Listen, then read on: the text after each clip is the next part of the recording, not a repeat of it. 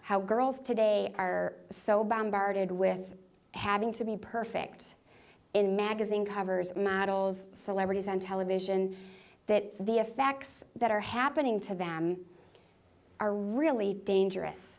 Some of them are becoming bulimic, anorexia, some are becoming suicidal. They don't know how to handle that perfection that they feel they have to live up to. It's all false. I mean, it's all photoshopped, but they don't realize that. So when they look at somebody or they look at somebody famous, in their mind, that is what they need to look like. So they try anything to try to change themselves into that image, but unfortunately they'll never get there because that's not a real image. That's an image that's been changed. 20 minutes, thank you.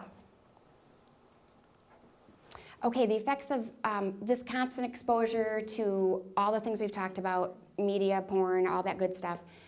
What is happening with boys now is boys are looking at women as a sex object. They are looking at her, instead of looking at her as a child of God. They are being trained to do that because of the way girls are presented today. Girls are presented very scantily clad. They are presented in a way that the focus is on the body. It's not on the heart. It's not on the girl. It's not on her personality. So now our boys start to think that that's what real women look like. Well, ladies, we know that's not true. You know? I mean, the majority of the society is not a size 0. And that's what's another distortion that they have. And that would be the next one, a distorted view of a woman's body. And also, sex becomes a recreational activity. They think that, oh, you know, whoever will have sex with me, fine, I'm just gonna move from girl to girl to girl. And this happens a lot. And that's kind of how they view it. It's not the special moment that God wanted them to have with their married spouse.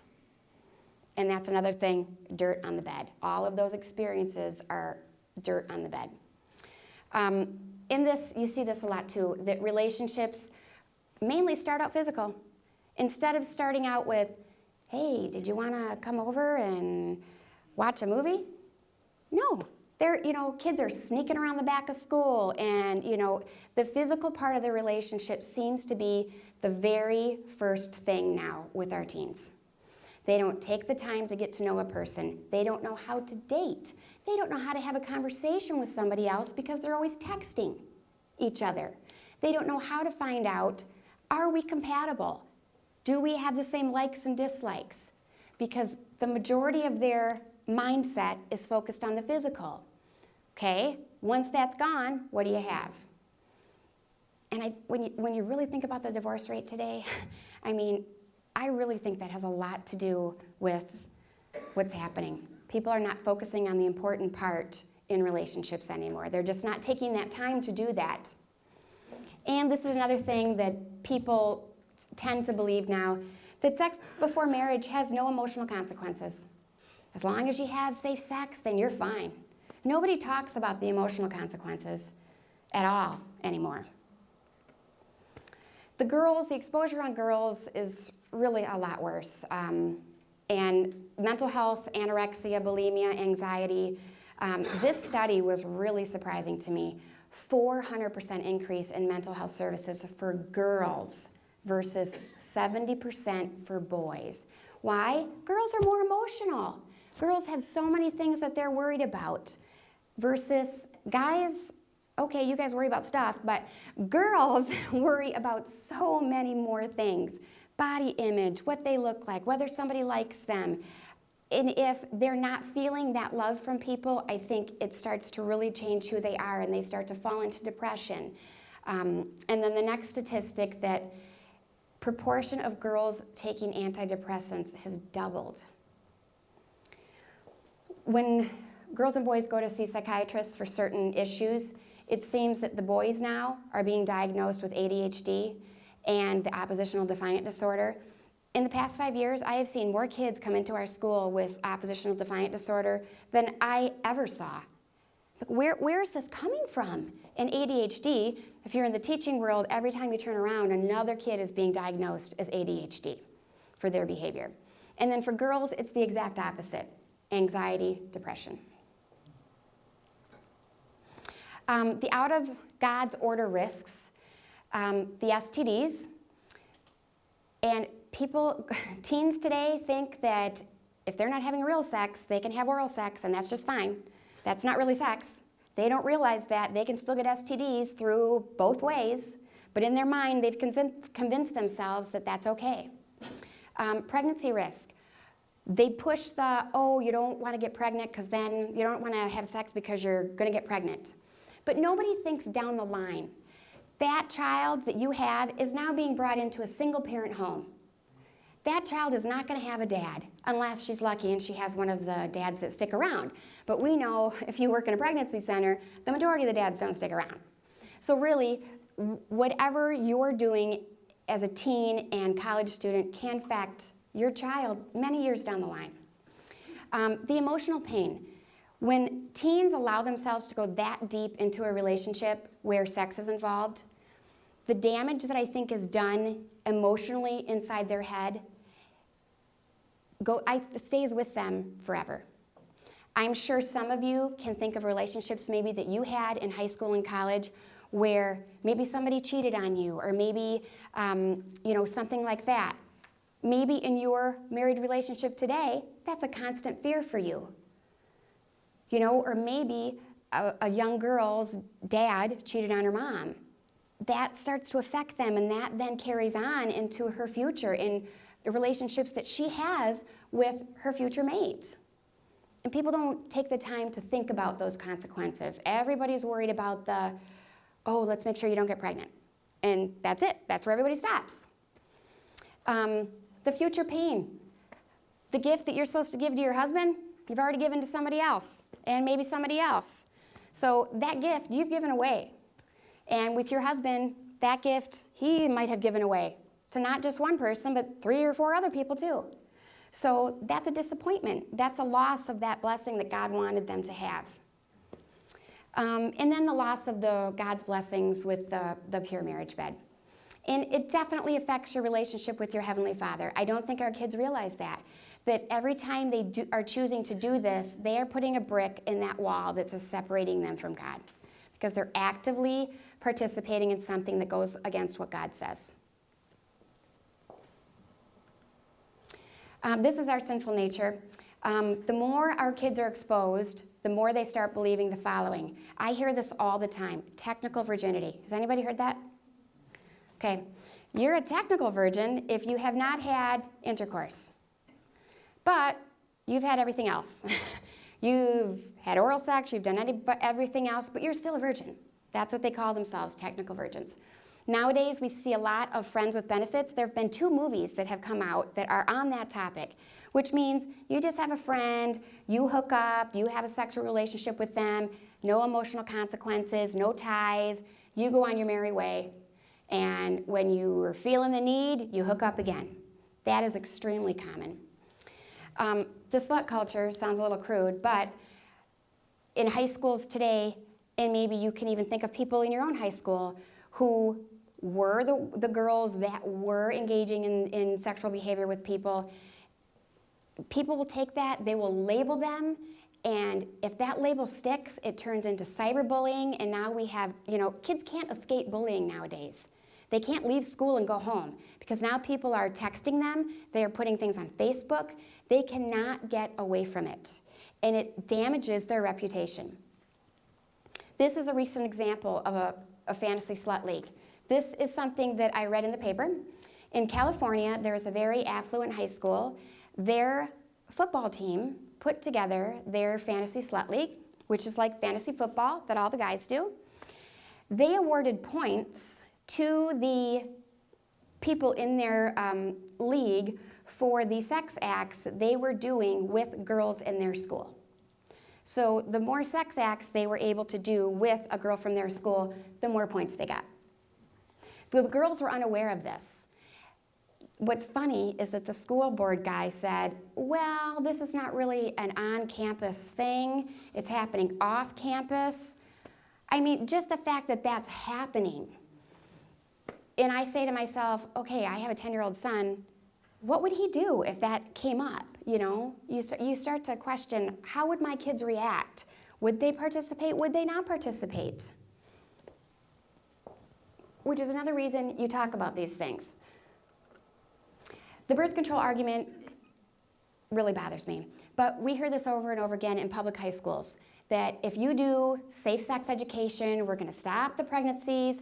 Well, any of us that work in pregnancy centers know that 75% of our girls get pregnant on birth control because they are not responsible and they don't know how to use it, and it's another reason why they shouldn't be having sex, why God says sex should be for marriage. This one really bothers me. I've had, as Christian women come up to me and be like, well, they're going to have sex anyway, so why can't we, have a box of condoms in the closet? Like, well, because that's wrong. And I look at it as teaching our kids to safely sin. That's what we're doing. We're saying, I'll let you sin, but here, this is for protection. There is no such thing as safely sinning, but that's the argument they're trying to use to make it okay. This one thing teens are not being told today, and that's my next slide. I like my graphics because I try to get graphics that the kids will remember. The 100%, as you notice, 2 condoms, 2 birth control. But condoms and birth control fail 100% of the time. They don't talk about this. They don't talk about the fact that they fail at protecting your relationship with Christ. Our kids don't hear that enough. They aren't told that it fails at protecting their virginity. They are not told that it fails at protecting a girl's reputation. They're not told that it fails at protecting a boy's mindset, his complex sexual memory bank that is changed when he engages in these things or watches bad stuff. They're not told that it fails at protecting a boy's respect for a girl and vice versa.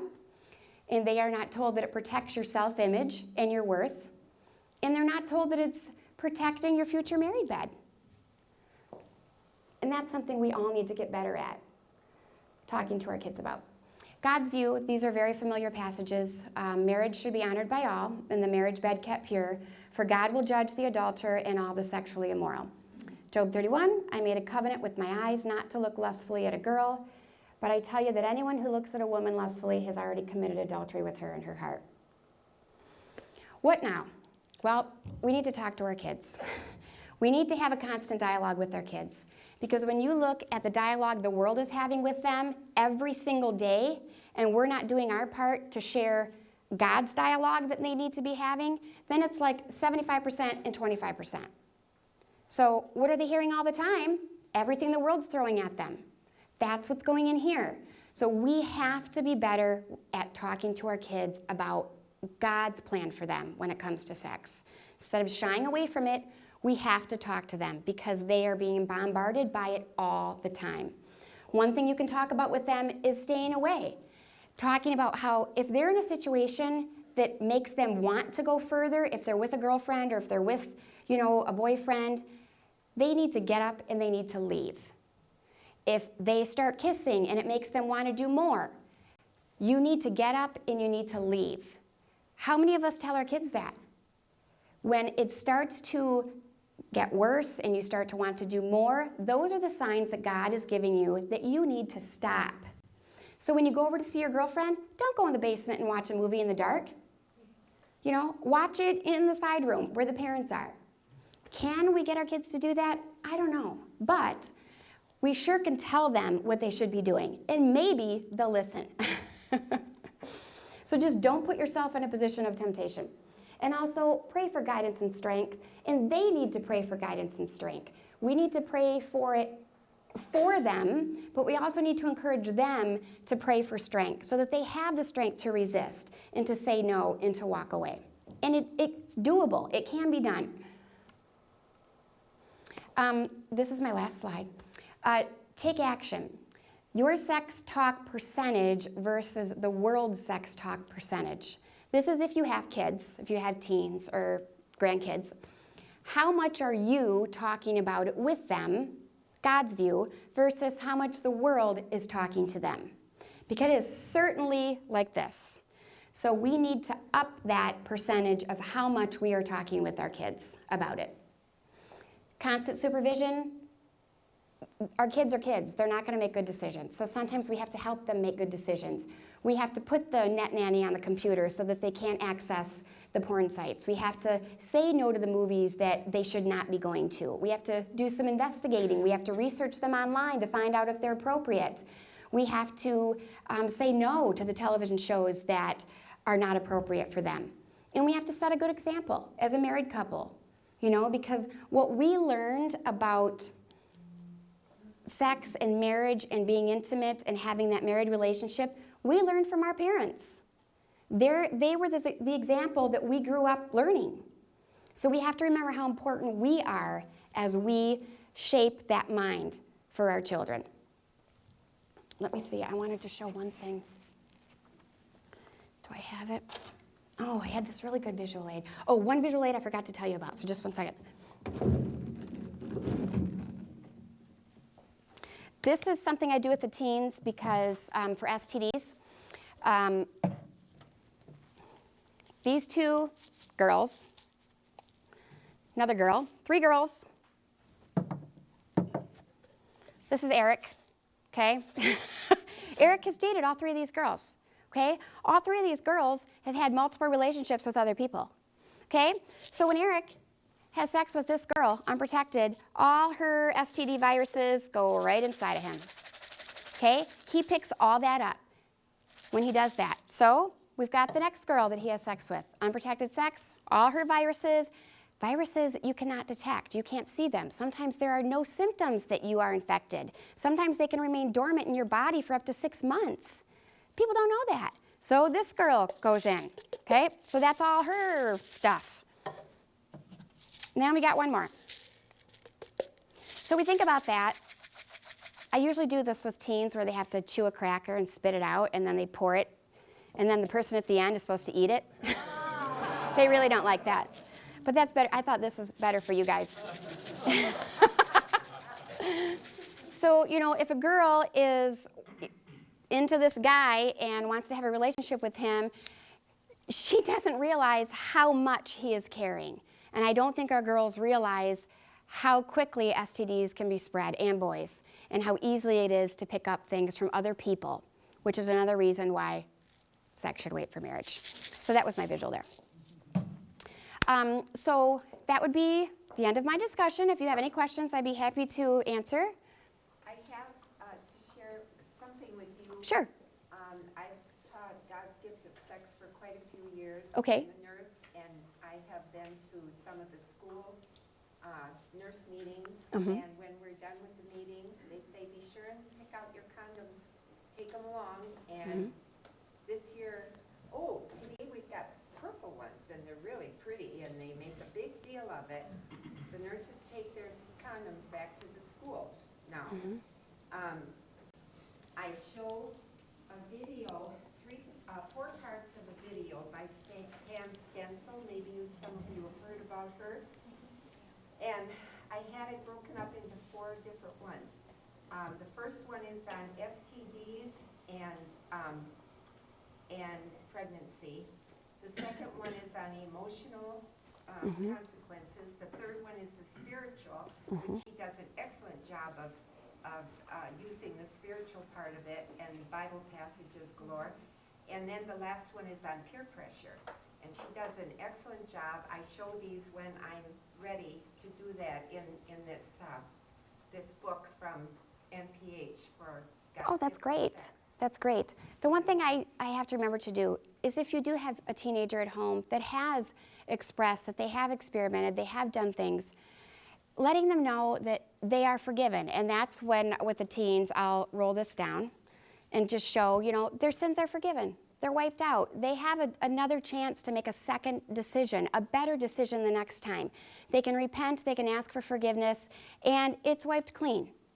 Now, some of the consequences, yes, will remain, but at least their sins are forgiven. So that's something that we also have to share, that you can make a different choice. Okay? Oh, yes, go ahead. Well, they're going to do it anyhow, so shouldn't they at least use protection protection. Yeah.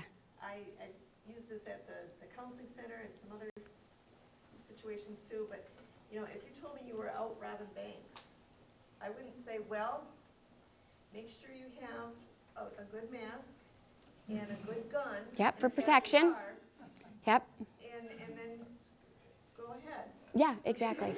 I'd Right. say, no, that's wrong. You should stop. You shouldn't be doing that. Right. You know, you don't. But there are so many people so that you don't get caught. that believe that. So many people that believe that that is okay, you know. That's good. We have time for maybe one more question. Okay. I was just gonna say, I have an 11-year-old daughter, and it is hard, you know, she'll look at something and she does go to an LES school, which I'm thankful for, but I know she's not immune. But, you know, when we're out shopping for the swimsuits, it's like, Yeah. you can have this one, I understand one piece isn't comfortable, okay, you're 11, but there are certain restrictions that we're gonna have to go with. And I'm so glad to hear everything that you say, because my husband keeps saying to her, you need to have the talk, and I don't want to just have The talk. a talk, you know, I think it's like you said, It's it's gotta be an ongoing dialogue. Any situation you can pull from. You see it on a movie, you see it, you know, as you're walking down the street. Oh, look at that swimsuit. That is not an appropriate swimsuit for somebody to wear. And God does not want her to display her body like that. You know, just anything that you can throw in here and there is better than just having that talk, like you mentioned. Just one other thing. Are there any groups out there that go against the grain for this, other than, like, of course, at the pregnancy centers, but are there any of those that are going to I don't hear of it anymore, where you go to the legislative system and you try to stop the music, stop the televised, I mean, does that exist anymore? I'm sure it does, but I think that we're so overtaken by everything else that you might be able to make a little change, but it's... I'm familiar with, I'm blanking, it's the National Abstinence Educators Coalition. It's a national organization. I get their newsletter. And I'm assuming they're active in politics, because every week you get the newsletter and it's updates on the school regulations or state regulations or new research in such and such a state. There's a big one in Sioux Falls, South Dakota. And there are a lot of good websites that you can go to check movies and different song lyrics to see if they're appropriate for your kids. There are some other really good audio and video resources, and some of you may be familiar with them. The Legacy Institute, Okay. Terry Adams, Sexual Integrity, Oh, good. Okay. and there's one there on audio on modesty. Modesty. Really excellent. Mm-hmm. And then now, any of you familiar with Molly Sanborn? Yes, she's a fantastic Molly speaker. Sanborn. She's great. What I like about both of those resources is that they approach it from a positive point of view. Pam Stenzel is more, you know, she warns about the STDs and, you know, Yeah. I wish somebody would have told me and so forth. But I think that what a teen really needs is to own it for themselves. This is what I want my marriage to be like. And both of those, the Legacy Institute ones and the Molly Sandbar are excellent at approaching it from a positive standpoint and inspiring kids. Well, thank you. That was a good suggestion. I actually have the website stick on my list of classes that I teach for the Legacy Institute. So if Oh. you've got that, then you can just look it right up. So Dick is the one actually who told me about the Legacy Institute. And so he actually came to our Loving Moms class and taught modesty. Tried to. Yeah, but I probably did more of a lecture thing than a conversation like I was supposed to have. Well, we're about out of time, folks, but thank you, Heather, very much.